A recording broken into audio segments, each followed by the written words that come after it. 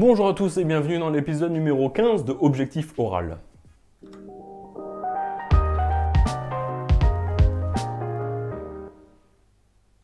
Alors aujourd'hui on est mardi 11 juin, ça veut dire plusieurs choses. Ça veut dire déjà que, bon voilà, c'est la reprise, c'est le début de la semaine des cours, logique. Et en plus, demain on a bientôt les premiers résultats des écrits, les premiers résultats des écrits pour... je crois tout le monde de ma classe, je crois qu'il y a une personne qui a passé le 3A, mais sinon tout le monde...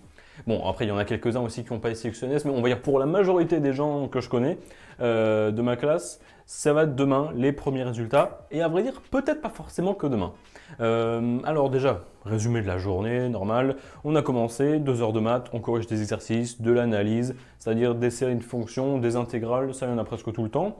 Ensuite on a enchaîné 2 heures de physique. Donc les heures de physique, c'était voilà, des questions de cours qu'on a vues. Ensuite, on a corrigé des exercices. Voilà, des exercices d'oraux qui sont tombés à Centrale. Et puis après, on a regardé un site qui s'appelle la BEOS, je crois.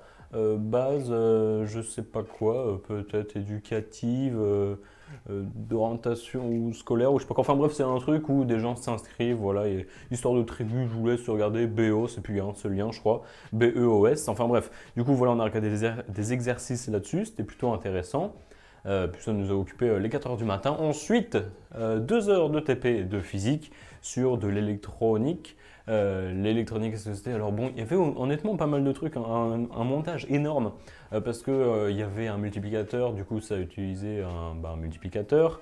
Il y avait un passe-base, ça utilisait un Ali. Il y avait je crois que c'est convertisseur intensité puissance, quelque chose comme ça reprenait un Ali. En gros, on fait des trucs un peu compliqués pour au final... Voilà, tu prends un signal, tu le multiplies, tu fais un truc bidouille, je sais pas, tu le multiplies avec lui-même, mais celui d'avant, tu fais un passe-bas, tu regardes dans le GBF, tu compares les deux, pour au final, avec une valeur moyenne d'un produit de signal de je sais pas trop quoi, tu arrives en fait dedans, tu avais un dipôle, donc on ne connaissait pas grand-chose. On savait que c'était l'association en parallèle d'une résistance et d'une capacité, mais on n'avait aucune donnée. Et du coup, en fait, en regardant voilà, la moyenne des trucs, ou alors quand on faisait un déphasage de 90 degrés, donc s'il reprenait un allié, encore une fois, donc il y avait plein de trucs à alimenter à côté, au final, on arrivait à trouver la partie imaginaire, la partie réelle du dipôle, et pour voir voilà, la valeur de la capacité et de la résistance qui était inclus dans ce dipôle inconnu. Du coup, ça nous a pris pas mal de temps, le TP. Ensuite, j'ai eu oral blanc type central de physique. Un oral blanc, alors je vais vous expliquer vite fait sur quoi c'était. Je vous pose le contexte, une voiture qui va à une vitesse V, fixe, enfin voilà, V. Et puis des gouttelettes en surfusion. Vous savez, surfusion, un truc que j'avais eu au dernier oral de physique que j'avais chié. Et bien celui-là, j'ai plutôt bien réussi. Surfusion, c'est de l'eau qui est à une température qui est en dessous de la température à laquelle elle devrait geler, mais seulement là elle ne gèle pas, elle reste liquide. Par exemple, je sais pas, pression atmosphérique normale, de l'eau à moins 10 degrés, elle peut ne pas geler.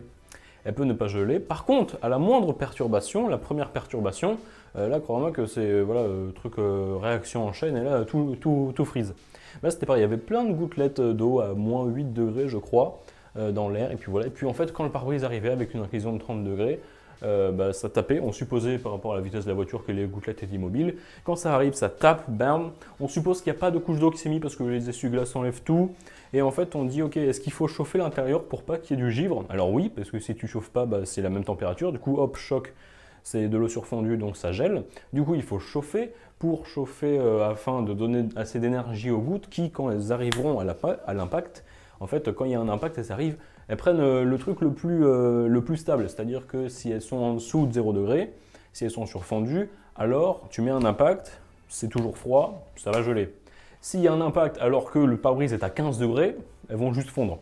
Et du coup, voilà, il fallait étudier la température de l'intérieur qu'il fallait avec les données un peu du verre, de l'interface, voilà, des coefficients, tout ça, de conductivité, tout ça, je te passe les détails, pour trouver au final donc, la température intérieure qu'il fallait, minimum, pour pas que ça gèle, pour pas qu'il y ait du givre.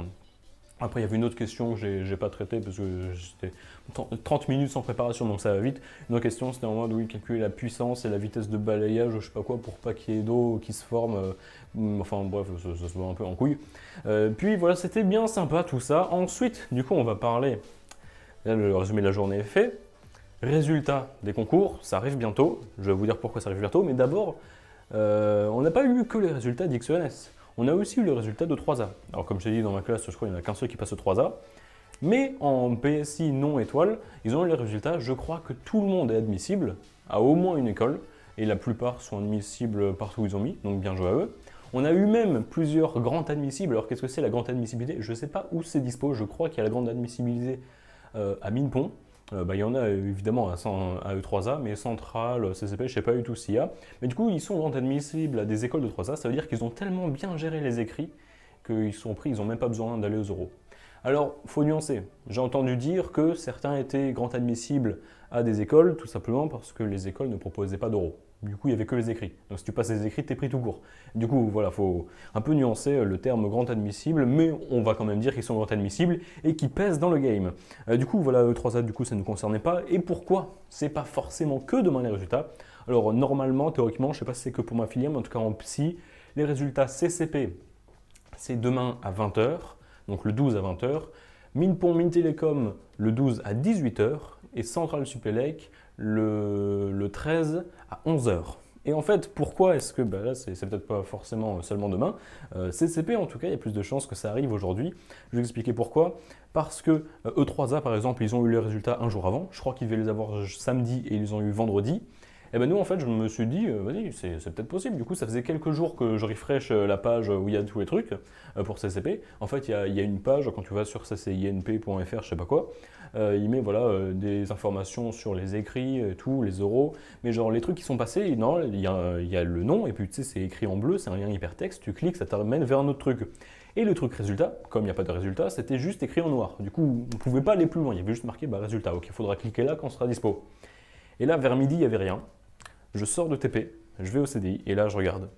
Il y a un lien hypertexte. C'est-à-dire qu'ils ont créé un lien, là il n'y a pas longtemps, il y a moins de 5 heures je crois du coup, ils ont créé un lien pour les résultats. Du coup moi je clique, ils me demandent de me connecter.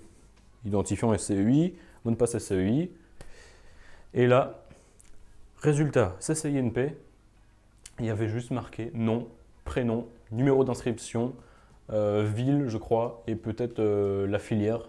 Mais c'est tout. C'est-à-dire qu'ils sont en train de créer les liens. C'est-à-dire qu'ils ont pas mal avancé le truc. Donc il y a des chances, j'affirme rien, mais il y a des chances que peut-être dans la soirée, dans la nuit, peut-être demain matin, peut-être qu'ils seront en avance. Parce que là, c'est dans plus de 24 heures, et ils ont déjà commencé à faire des trucs sur le site. Ils ont déjà commencé à créer des liens, donc peut-être qu'ils sont en train de mettre les données, et peut-être qu'ils sont en train de rentrer tous les résultats et qu'ils attendent que tout soit bon. Donc je ne sais pas, on va voir, affaire à suivre. Mais sinon, voilà, toujours est-il que demain, alors du coup je ne sais pas trop s'il y aura tous les résultats dans l'épisode de demain, parce que voilà, comme j'ai dit, les résultats sont à 18 et 20 heures. Peut-être ceux de Minpont quand même qui seront à 18 heures, qui sait. Mais bon, je ne garantis rien. Alors forcément, je ne vais pas faire de live ou quoi, parce que si je ne suis pas admissible, ça va être terrible. Du coup, voilà, je ferai des vidéos après, peut-être je filmerai en réaction, et puis si c'est de la merde, je ne le mettrai pas. Enfin bref, du coup, on verra. Ce qui est sûr, c'est que je vous tiendrai au courant, voilà, de ce qui s'est passé.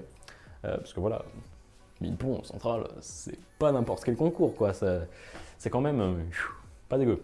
Enfin bref, sur ce, c'est à peu près tout. Sur ce, je vous laisse, je vous dis à la prochaine, à plus.